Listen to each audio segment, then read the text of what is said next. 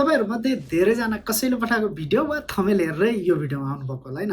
1 minute दिनु ल। त्यसपछाडि मात्र तपाईलाई काम लाग्ने छैन भन्नु भने यो भिडियो स्किप गर्नु होला है त। यो भिडियोमा विदेशमा बस्ने मान्छेले पहिला घर बनाउने कि लगानी गर्ने भन्ने विषयमा भन्छु। आज तपाईले घर बनाउनु भयो र त्यसको 10 वर्ष पछाडि त्यसको भ्यालुएसन कति हुन्छ त्यसको विषयमा पनि कुराकानी गर्छु। घर बनाउने पैसा यदि तपाईले लगानी गर्नुभयो भने त्यो 10 वर्ष पछाडि कति हुन्छ? 5, 10, 20, 30 अनि 50 लाख यति मध्ये तपाईसँग कुनै अमाउन्ट छ भन्नु भने त्यो पैसाले सुरुमा घर बनाउने कि लगानी गर्ने। घर बनाउँदा र लगानी गर्दा के कति फरक पर्छ, कुन बेसी फाइदा हुन्छ र कुन ब्याङ्कले रेमिटेन्स खातामा सबैभन्दा बेसी ब्याज दिन्छ। यदि तपाईलाई यो विषयमा जान्न मन छ भन्नु भने यो भिडियो तपाईको लागि हो। यदि यो विषयमा जान्न मन छैन या घर बनाउनु र लगानी गर्नु यसमध्ये के गर्ने भन्ने दुविधा छैन भने तपाईले यो भिडियो स्किप गर्न सक्नुहुन्छ। सबैभन्दा बेसी केमा लगानी गर्दाखेरि नाफा हुन्छ? एफडी कि शेयर बजार? कुनमा बेसी प्रफिट हुन्छ? यो सबै कुरा भन्नुहुन्छ। आउनुहोस् भिडियो सुरुवात गरौँ। भिडियो सुरु गर्नुभन्दा अगाडि सुरुमा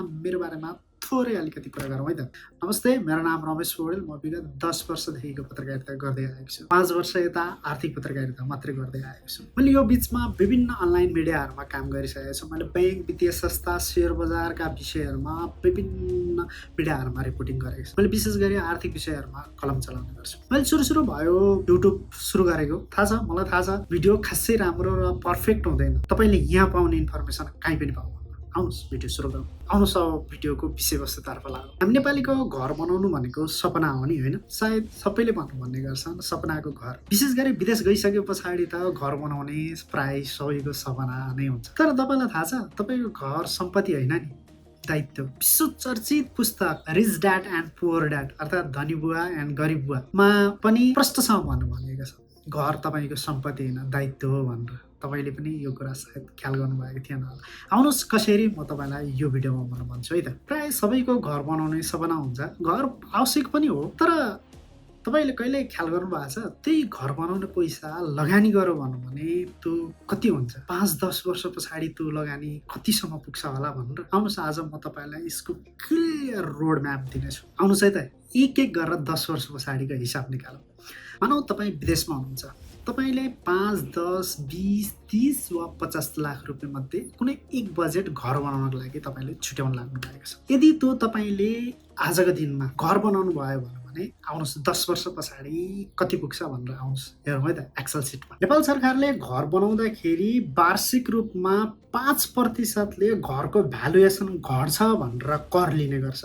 अर्थात् तपाईको सुरु पहिलो घर बनेको वर्ष जति कर लाग्छ त्यसको प्रत्येक वर्ष 5% घट्दै कम कर लाग्ने गर्छ। तर घरमा त रियलमा त त्यस्तो हुँदैन। घर त 5% त सिधै घटेको हुँदैन। अहिलेको प्रधानमन्त्री बालेन्द्र शाह बालेनजी काठमाडौँ महानगरपालिकाको मेयर हुँदा ऐन बनाएका छन्। त्यो ऐन बनाउँदाखेरि चाहिँ एउटा घरको भ्यालुएसन 1.5 देखि 3% सम्म घट्ने गरेको अनुमान गरिएको छ। अर्थात् त्यो घर कति कमजोर छ, बनाउँदाखेरि कस्तो मेटेरियल्स प्रयोग गरिएको छ त्यो अनुसार घरको भ्यालुएसन, घरको मर्मत खर्च लाग्ने अनुमान गरिएको छ। हामी यो भिडियोमा 2% मात्रै घट्छ भन्ने लमसम नेपालभरको अनुमान गरौँ है त। त्यही अनुसार आजको दिनमा बनाएको घर 10 वर्ष पछाडि तपाईँको घर कति हुन्छ भनेर हेरौँ है त। यो ठ्याक्कै काठमाडौँ महानगरपालिकाले अध्ययन गरेको पनि तपाईँको भ्यालुएसन ठ्याक्कै घट्छ र मर्मत खर्च अर्को वर्षै यति लाग्छ भन्ने पनि होइन। जस्तो लमसममा तपाईँको 5 वर्षसम्म कुनै पनि खर्च भएन, तर 5 वर्ष पछाडि ठुलो रकम खर्च हुन सक्छ।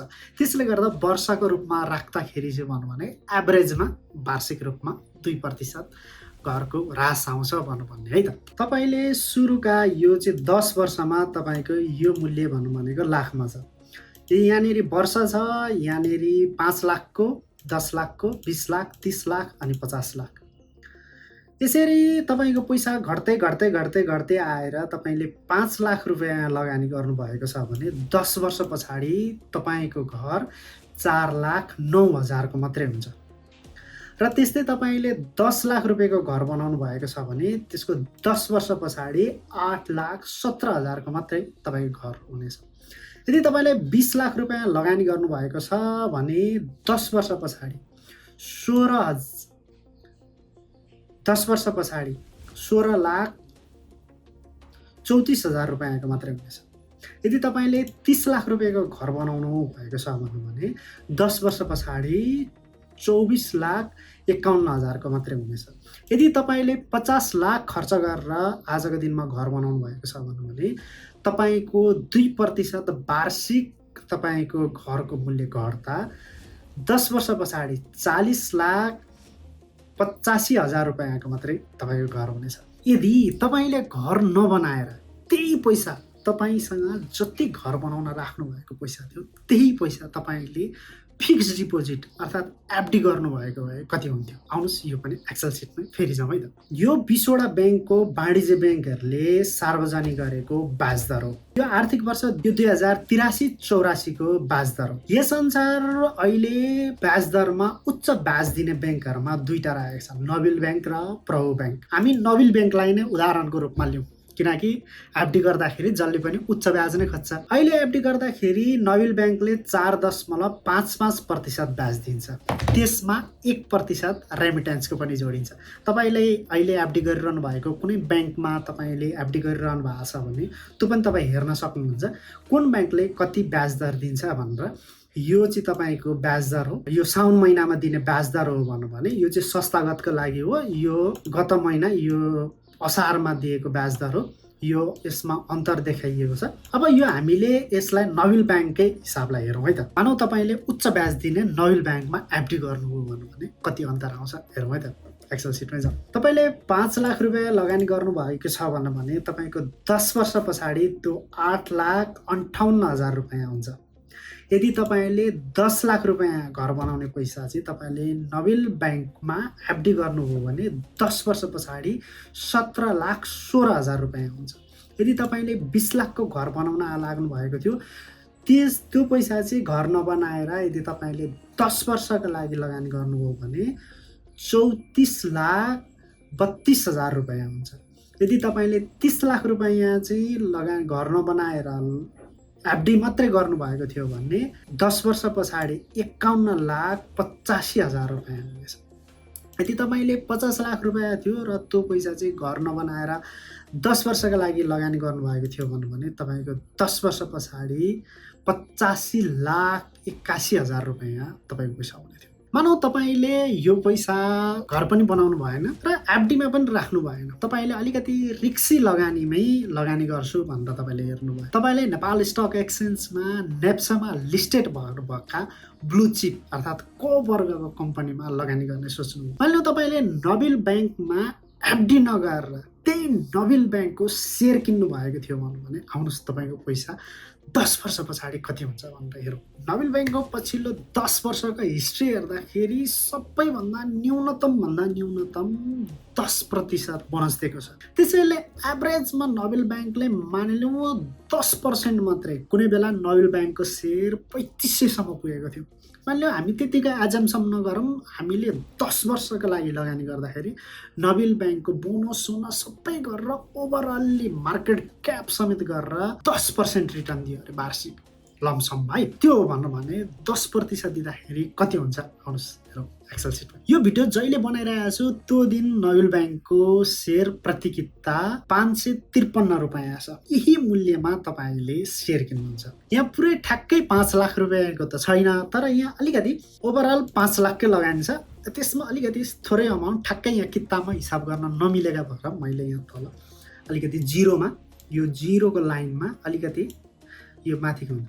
यदि तपाईँले 5 लाख लगानी गर्नुभएको थियो भने त्यसको 10 वर्ष पछाडि वार्षिक 10% मात्रै रिटर्न दिँदाखेरि 10 वर्ष पछाडि 12,96,000 रुपियाँ हुन्छ। यदि तपाईँले 10 लाख घर बनाउने पैसा घर नबनाएर नोबेलको सेयर किन्नु भएको हुन्थ्यो भने त्यो 10 वर्ष पछाडि 25,93,000 रुपियाँ हुन्छ। यदि तपाईँले 20 लाख लगानी त्यो घर नबनाएर नोबेलको स्टकै किन्नु भएको थियो भने 51,82,000 रुपियाँ हुन्छ। यदि तपाईँले 30 लाख रुपियाँको नोबेलकै स्टक किन्नु भएको थियो भने नोबेलकै स्टक किन्नुहुन्छ भने 10% मात्रै वार्षिक रिटर्न दिँदाखेरि 10 वर्ष पछाडि 77,79,000 रुपियाँ हुन्छ। यदि तपाईँले घर बनाउने पैसा 50 लाख रुपियाँ नोबेल ब्याङ्ककै स्टक किन्नुभएको भने स्टक किन्नुभयो भने 10 वर्ष पछाडि कति हुन्छ होला एकचोटि अनुमान गर्नुहोस् त। यो 10 वर्ष पछाडि यही पैसा बढेर 1,29,00,000 रुपैयाँ आउँछ। त्यो पनि यसमा नबिल ब्याङ्कले 10% मात्रै नाफा दिन्छ कि भनौँ भन्ने अनुमान मात्रै हो। तर नबिल जस्तै यो उदाहरणको रूपमा मात्रै हो, फेरि तपाईँको यसको मतलब यो होइन कि यसैमा लगानी गर्नुपर्छ भन्ने होइन। फेरि यसको आफ्नै छुट्टै खालको रिस्क हुन्छ। तर ओभरअल ब्लु चिप कम्पनीहरूले वर्षको 10 वर्षको लागि तपाईँले इन्भेस्ट गर्दाखेरि न्यूनतम 10% नाफा त अनुमान गर्न पक्कै पनि सकिन्छ। त्यसैले घर तपाईँको सम्पत्ति होइन, दायित्व। अब तपाईँ भन्नुहोस्, घर बनाउने कि लगानी गर्ने? यस्तै भिडियो मन परेको छ भने लाइक, सेयर र कमेन्ट पनि गर्नुहोला। मलाई थाहा छ भिडियो मैले रुममै बनाइरहेको छु, मोबाइलबाट सुट गरिरहेको छु, त्यस्तो राम्रो पर्फेक्ट आएको छैन। तर तपाईँले पाउनेको इन्फर्मेसन एकदमै सही पाउनु होला। च्यानललाई सब्सक्राइब पनि गर्नु होला, किनकि यस्तै भिडियो अझ झन् राम्रोसँगले बनाउनको लागि मोटिभेसन मिल्नेछ। यतिन्जेलसम्म भिडियो हेरेर साथ दिनुभएकोमा धन्यवाद। योभन्दा अझै झन् पर्फेक्ट र राम्रो जानकारी चाहनुहुन्छ भने च्यानललाई सब्सक्राइब गर्नु होला, 3 जना साथीलाई कम्तीमा सेयर गरिदिनु होला भनेर भन्दै आजको लागि बिदा हुन्छु। अर्को भिडियोमा फेरि भेटौँला। नमस्कार।